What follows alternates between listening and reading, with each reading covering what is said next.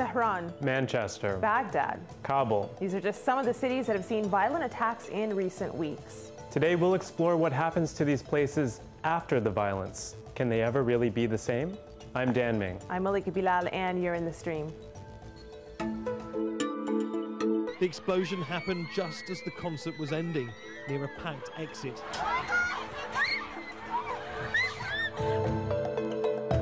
The moment of the explosion captured by security cameras, and the result of a bombing. Bodies on the streets of central Baghdad. The car bomb blast rocked one of the most secure areas of Kabul, just outside the diplomatic quarter. On a Saturday night, this part of central London is teeming with people. In the southern suburbs of the city, more dead, more injured when a suicide bomber backed by gunmen attacked the revered mausoleum of Ayatollah Khomeini. Deadly attacks often bring cities together, evoking powerful slogans like One Love Manchester, Je suis Paris, and Boston Strong. Though many of these campaigns center around cities in Europe and North America, it's actually urban spaces in Africa, Asia, and the Middle East that are most frequently hit. Iraq alone is home to 7 of the 15 cities that the Global Terrorism Database cited as having the most, quote, reported terrorist-related deaths, unquote, between 2000 and 2015. So given the varied experiences and capacities of cities around the world, what are the different ways they prepare for, respond to, and recover from violence? Well, to help us answer this, we're joined by Ali Latifi, a journalist who's worked for Al Jazeera and a resident of Kabul, Afghanistan, where more than 150 people were killed in a truck bombing last week. Saima Iqbal is a doctor and resident of Manchester, England. Just over 2 weeks ago, Saima was near the Manchester Arena just 15 minutes before a bomb blast there took 22 lives. Peter Rogers is a senior lecturer at Macquarie University in Sydney, Australia, and a co-author of The Everyday Resilience of the City, How Cities Respond to Terrorism and Disaster. And Mohammed Jamjoom is a senior Al Jazeera correspondent who's covered attacks in cities such as Paris, Beirut, Istanbul, and Ankara. Welcome to the stream, everyone. Let's start with just one of the latest deadly incidents around the world, Tehran, where attacks on the national parliament and the shrine of the country's revolutionary founder killed 12 on Wednesday. Now, we spoke to Sadek Zibakalam of Tehran University earlier to get a sense of the mood there. My first reaction was unbelief, because hitherto we got used to the idea that Tehran and Iran on the whole was a safe and secure place. Unlike many other European countries or the Middle Eastern countries, for that matter. So we were baffled and astonished as to how IS have been managed to infiltrate and come to the heart of the capital. So he says he was in disbelief, Ali. He can't believe that something like that would happen there. We think we're secure, and yet, just in the neighboring country, take a look at my screen here, that was in Tehran, neighboring countries Afghanistan and Kabul, where you reside. The same perhaps can't be said. And just the last bombing, or one of the most recent bombings that we saw last week, you had a relative of a family member who was killed in that. So clearly this is something that affects you. Yeah, I think it's something that will always affect you, because the thing is, whether you're in the city at the moment or not, you know, you sort of, the thing is you feel like, you know, we were talking about 150 killed and more than 300 injured. And when we talk about those numbers, one of the problems is we don't really talk about the actual people involved. For instance, like we were talking about Manchester early, you know, we have a lot of an idea of who those people were and what happened to them, but in Kabul it's just numbers. And the thing that we have to remember about those numbers, that okay, it's 150 that were killed and more than 300 injured, but then that's entire families that are affected. So in reality you're talking double, triple the amount of people that are affected, whose lives will never be the same in one way or another because of these sorts of incidents. So it was your cousin's brother-in-law who was killed. How has that affected your cousin's family? I mean, they were in shock. They were in complete shock. I was in California when it happened, and I had messaged him on Facebook. I'm like, is everyone okay? And then basically he told me, he said, my brother-in-law was martyred in the attack. And when I asked him what happened, he said he was on his way to work. And that's exactly the kinds of attacks that we're talking about, is that these are people who are on their way to school, they're on their way to work, they're on their way to a store, and this is what happens to them. So every time whatever group ends up taking responsibility for these sorts of attacks, whenever they say they were targeting the government or a foreign embassy or the military or the police, in reality, in these areas, there are civilians walking around, there are civilians driving, and there always will be civilians affected by these sorts of things. So Ali, first of all, I'd like to say sorry for your family's loss. And you talked about people just living their lives and then experiencing something so horrific. We got this tweet from Iraq where something similar happened. You look on my computer here, Omar tweeted us. He said, last week a car bomb attacked an ice cream shop in Baghdad. 2 days later, the owners, as you can see here, have returned to their daily work and they reopened that ice cream shop. So Mohammed, I want to get your perspective as a reporter. You've reported on the aftermath of attacks in places from Istanbul, Baghdad, Iraq. Can you tell me, how is it different? How are the reactions, how is the mood of the city different in a place like Baghdad versus Paris, for example, where you also reported from? I don't think we have Mohammed's audio. It looks like we have lost a couple of audio lines with Ali and Mohammed, and we'll work to get them back. But Saima, I want you to take a look at my laptop here with this tweet. And of course, we'll get to the question raised in your tweet earlier, Dan, when Mohammed comes back. This is Chloe, and she is referencing another attack. This was out of London. Chloe says Muslim doctors are treating the injured. Muslim police officers are running into danger. Remember that before you insult them. This is the London Bridge attack we saw just a few days ago. On the other hand, she got a response. This is Matt, who says a Muslim doctor ran the trauma unit at one of Manchester's hospitals, dealing with the injured from the Manchester attack. Now, I don't know who that doctor was in particular, but I know that you and your husband, Saima, are doctors, and your husband was working that night. What must that have felt like? Yes, we both are doctors, and I was actually at the arena 15 minutes prior to the attack occurring, and I remember arriving home and looking at messages that were appearing on my phone saying, the attack has happened, and it was almost surreal, as if this possibly can't be happening in Manchester.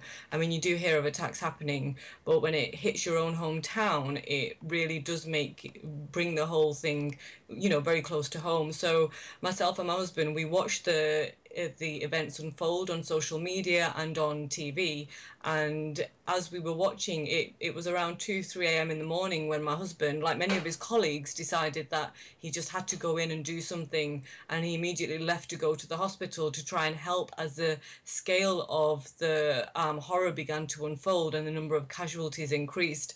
And I think it is very important, as that message says, when you think of that night, you need to think of the Muslim emergency workers, the Muslim paramedics, the taxi drivers who offered free rides home to people, the Muslim restaurant owners that opened their restaurants so people could eat and take shelter, people that opened their mosques, their rooms for those that were injured or affected by the night. And I think that's the Muslim men or Muslims that people need to remember from that night, not Salman Abedi. He is a Muslim, but he clearly does not represent my faith of Islam. And it's just trying to make sure that people remember that message.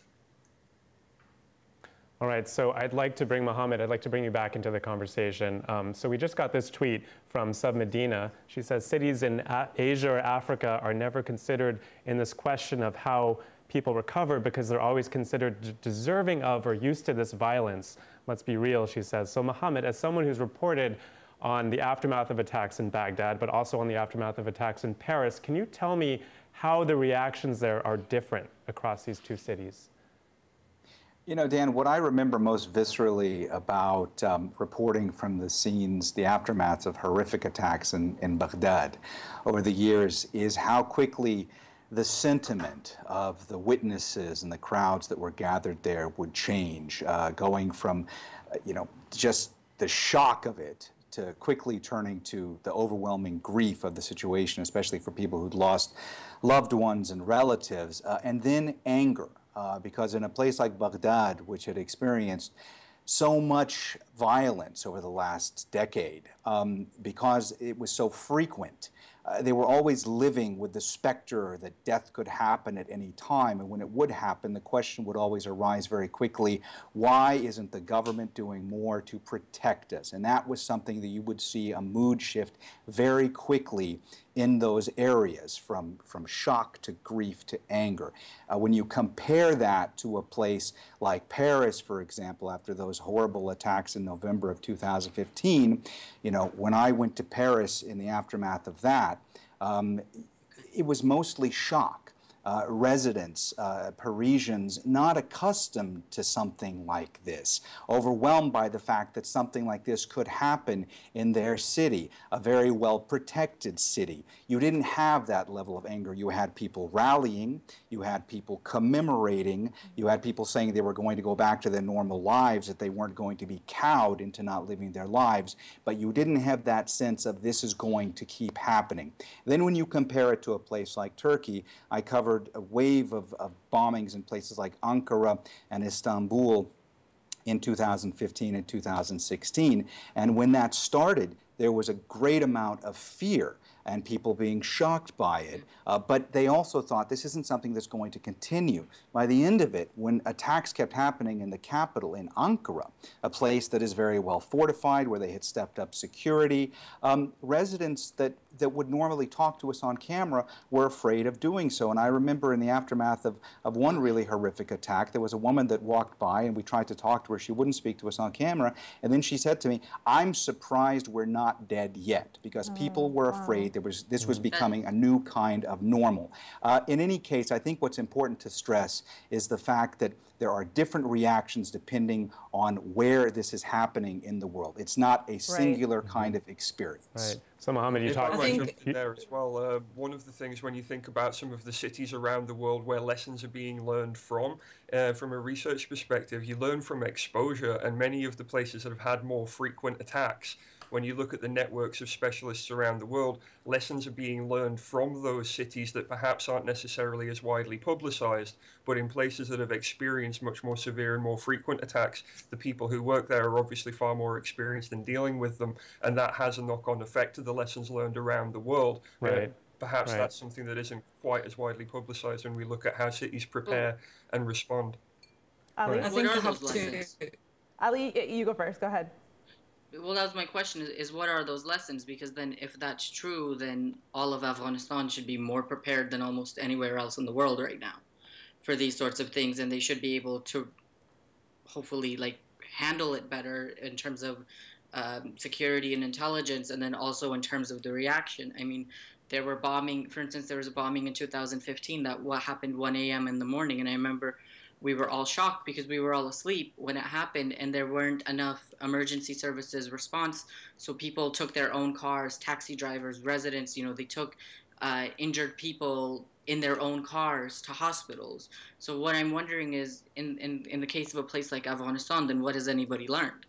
Right. So Ali, on that question of what happens in Afghanistan, we got this video comment from someone in Kabul about what happened after the attack, the recent attack. Take a listen to Ijaz in Afghanistan. I'm standing beside the emergency trauma center, aka emergency hospital. This part of Kabul, Afghanistan, faced a major attack, killing 150 and injuring 300 people. People started protesting government's incapacity to provide security, plus they stood against terrorism and those who support terrorism. While they did that, the government started shooting at them, killing 10 protesters. The next day, there were 3 major suicide attacks, again in the funeral of one of those killed in protests by the government. And people continue to their demands and continue their protests and demand the government to respect human rights, respect democracy, and reform security institutions. So Ali, Ijaz described violence that led to more violence, and you heard people were angry and they took to the streets to protest. What do people in Afghanistan need from their government to feel that they can be safe and secure?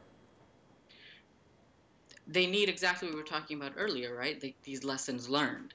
And so the interesting thing about these protests, I mean, there's a very real political element to it. There were armed men there. It's more complicated than, we can describe at the moment. But the thing that always strikes me about these sorts of protests and the reaction is people say, oh, well, we need to get rid of the Minister of Defense or the Minister of Interior or the head of the Security Council or the head of intelligence. And it's like, we've traded these officials out for the last, 16 years.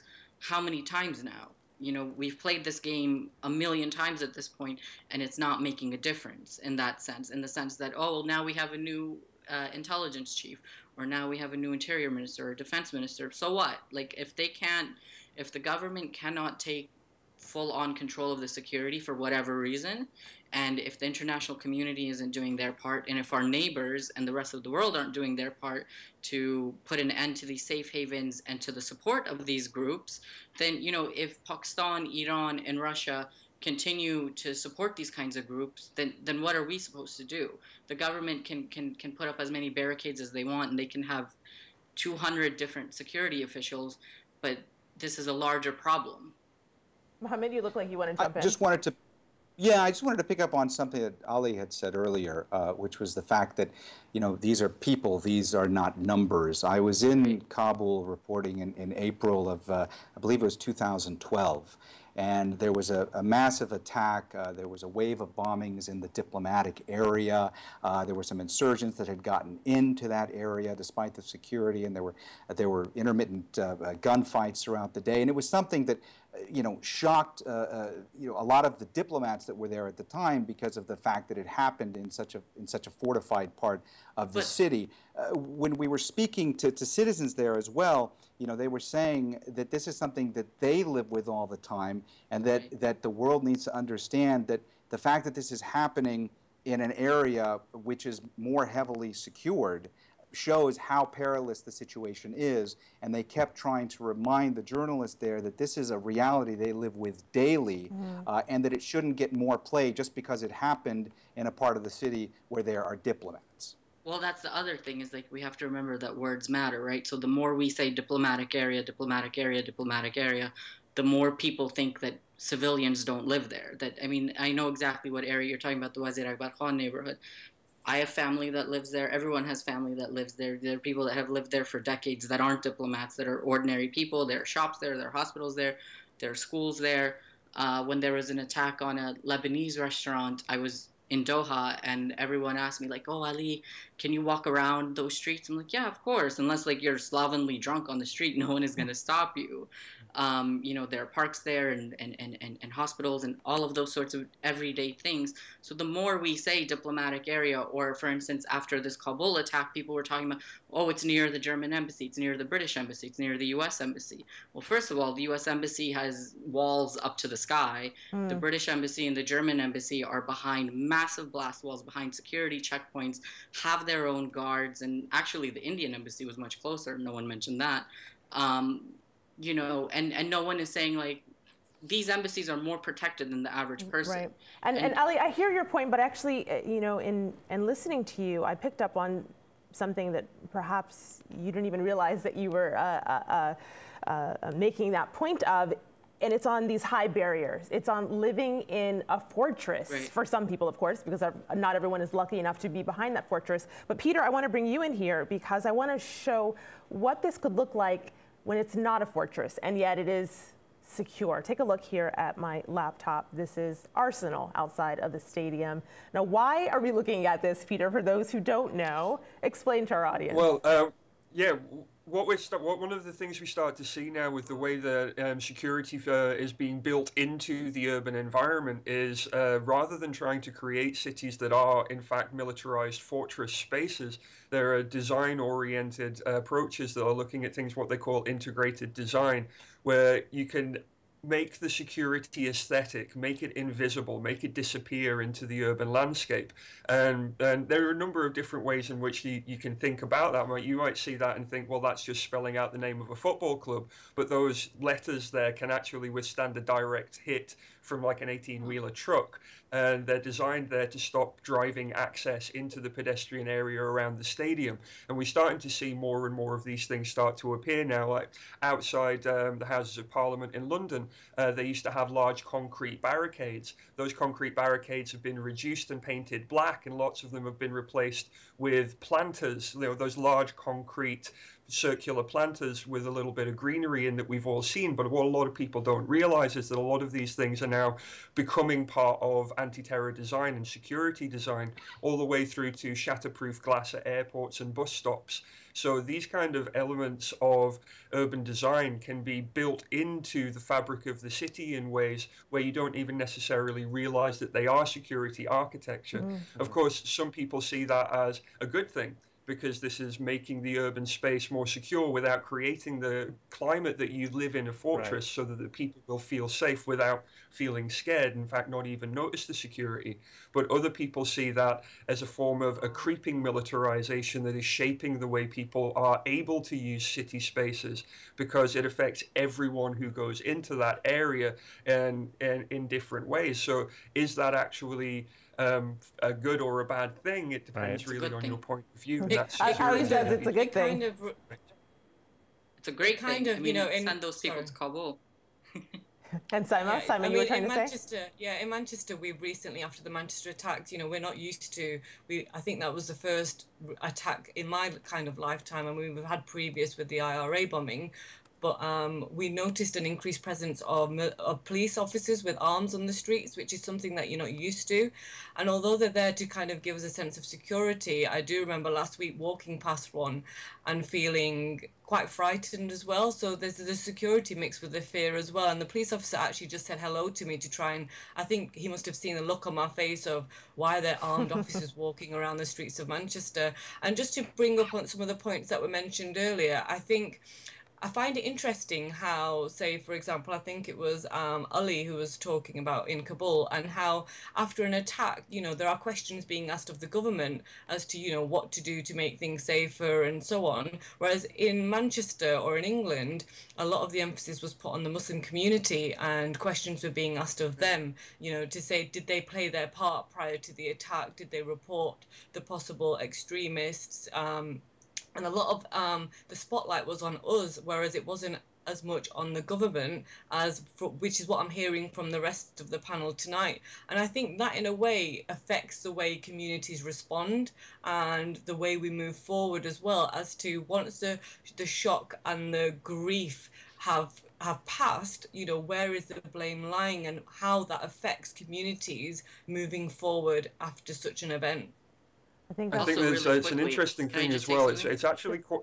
So Peter, say what you're going to say in a sentence, and then we'll hear from you, Ali. Security infrastructure into the fabric of a city than it is to deal with the people who live there. And so we often see that quite a lot of money goes into hard technological fixes. One of the other areas that is less security oriented and more resilience oriented is in the way in which government and particularly emergency services, fire, police and ambulance work with communities and are learning to work differently now that they have to take on board community liaison related work and sort of softer oriented work that seeks to rebuild trust between some of those agencies and communities where it's been eroded over the years by these creeping military practices, and trying to rebuild that trust to be able to do community building and is a form of resilience work that is less about security. And more Peter, about actually that's where I'd like to pick up in the post show on rebuilding trust, and if that's even possible. Ali, I know you wanted to get in there on that, but that's all the time we have for right now. We're taking all of our guests to stream.aljazeera.com for the post show. But first, we'll get the last word from community. Just teasing that last point that was raised. The Salam Project just tweeted us. They said the mayors of London and Manchester got involved and played their part in diffusing tensions. So we can talk about that. We'll see you online.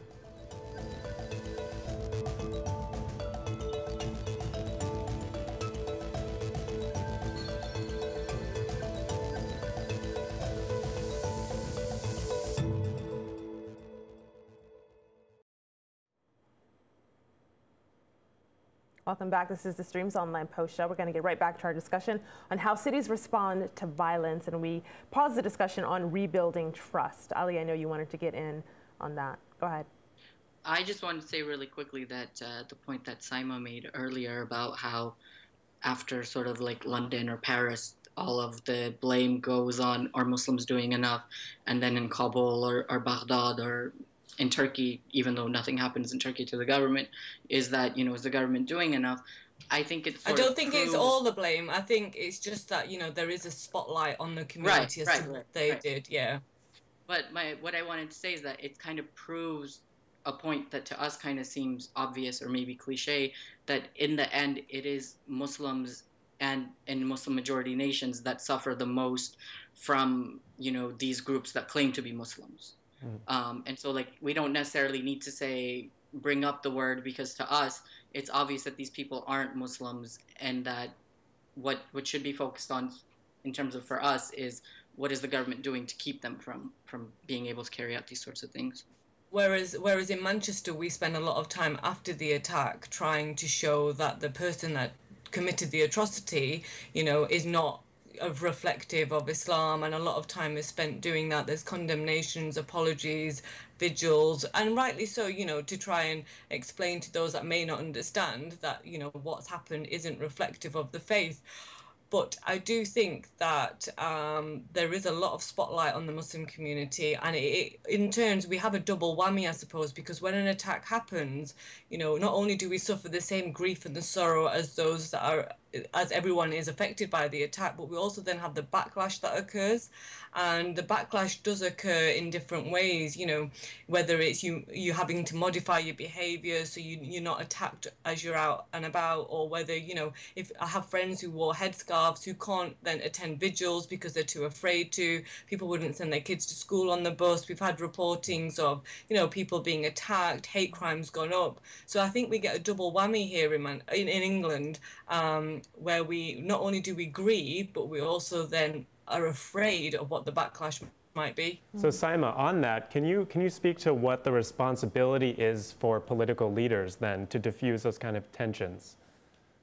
I think I can speak certainly for Manchester, and I know the Chief Constable of Greater Manchester Police, Ian Hopkins, repeatedly spoke about making sure that we're united and we have solidarity and we work together after the attack. And if you are the victim of hate crime, to report it. But as someone pointed out earlier, I think initially there is the shock and then the grief and the anger, and that was after the Manchester attack. You could see on Twitter, the hashtag We Stand Together was trending because there was a feeling of solidarity. When the London attack happened, literally, I think it was a couple of weeks later, the different stages were moved through a lot faster.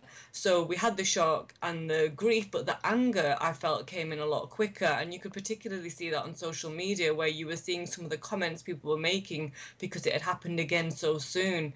And, that's difficult to deal with. If I might just jump in on that as well, I think one of the things that is quite interesting about what governments do and can do is that governments can deliver a certain amount of security through investment in things like infrastructure and emergency services, but there's still that other prong of what they're trying to do. And when they talk about resilience, often what governments are trying to seek, and you'll hear this rhetoric, is they're looking to try and find ways to empower and enable the capacities that people in the communities already have, but so that they're almost primed, so that if things do go wrong, people will know what to do and they won't panic and they'll react better. And the sad fact is that exposure tends to build these capabilities in people much better than any kind of planning or exercises do.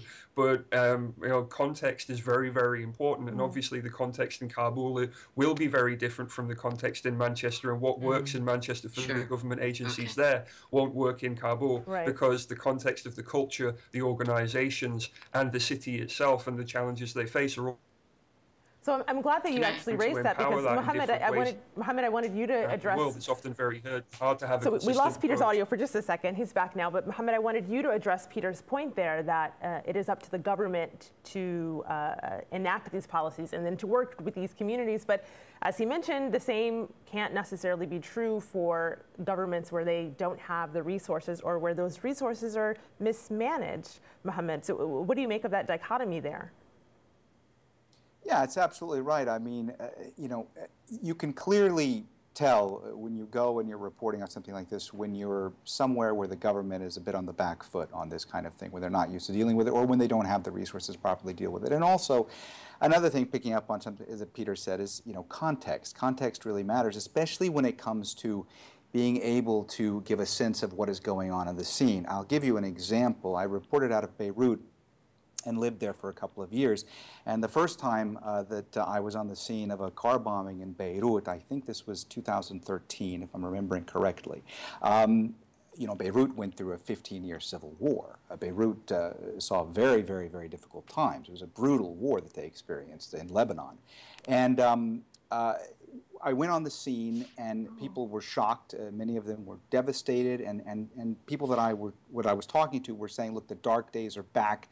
This means that war is going to break out, and the Syria situation, the violence there is going to spill over into Lebanon. And they were convinced, the people that I was talking to on the scene, that this meant the end of Lebanon as we know it in that year. And later that night, in central Beirut, in downtown, there were rooftop parties going on. Right. And I didn't understand it at the time, but I was speaking to people and asking how this could happen, and they were saying, look, we've lived through really hard times. We're accustomed to bouts of violence happening, and when they do, we want to be able to go on with our lives because we don't think the government is going to do enough to protect us. We want to make sure we can try to enjoy life as much as possible. So as much as you try to get the government reaction, you also have to see what the people are doing there to get a sense of sort of what the psychology of the place is and how they're experiencing this violence and how they've lived through it before. So just on the psychology of the places, I want to pose this comment we got to you, Ali. It's from Madashir in Afghanistan. He said, life in Afghanistan means survival.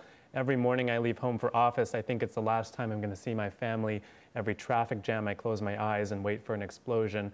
Life is full of fear and uncertainty. Ali, can you speak to that, to what people feel every day in Kabul, and are they reaching a breaking point? It's true. And I think this is sort of what was so shocking and also not shocking about this recent bombing is that you keep thinking you sort of hit the peak.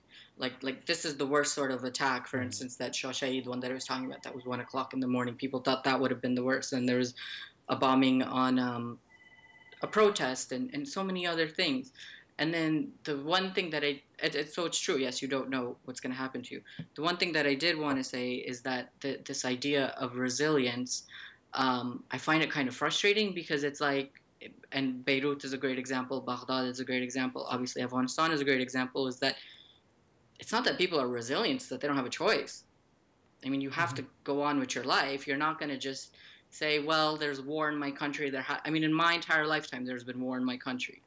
I was away for a lot of it, fortunately, because the politics of the world was different at the time, and they accepted Afghan refugees, and now they deport them, claiming that it's safe. The embassies, you know, that they said were close to the attack site, ironically.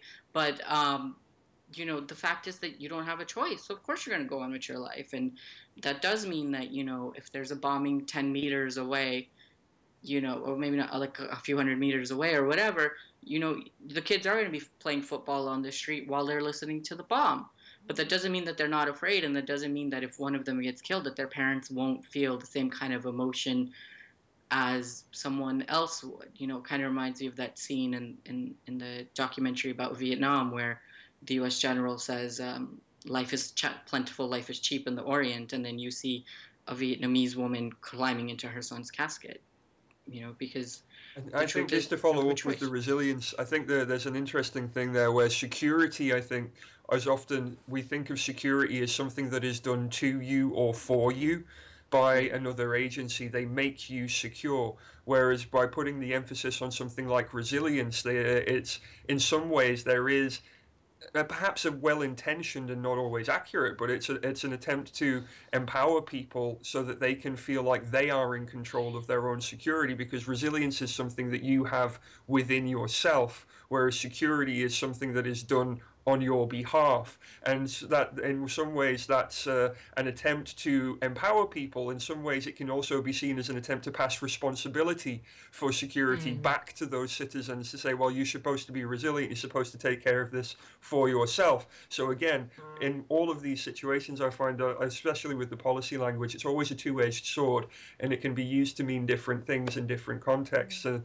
whilst that sometimes serves the political goals, it might not always serve the reality of people's lived experiences. And then again, it's just why it's important to have these conversations, so that the people can be held to account for the real reason they're doing things. I couldn't agree with you more there, Peter, and I see the nuance in the arguments made here. I thank you all for being on the show today. This isn't an easy topic to discuss, but I want to thank you for sharing a little piece of your life with us, Ali, Mohammed, Saima, and Peter, and of course our community who were sharing their own stories. We were also getting tweets from people in Nigeria and Maiduguri saying, we had a blast here today as well. So we know this affects so many places around the world. And I will give the last word to our community. Dan? Right, so Takalis tweeted us from Pakistan. They said, Peshawar had the APS school attack, killing 150 plus kids. Cities unite and people can be brave, but only to a point. Only to a point. This conversation will continue online with #AJStream.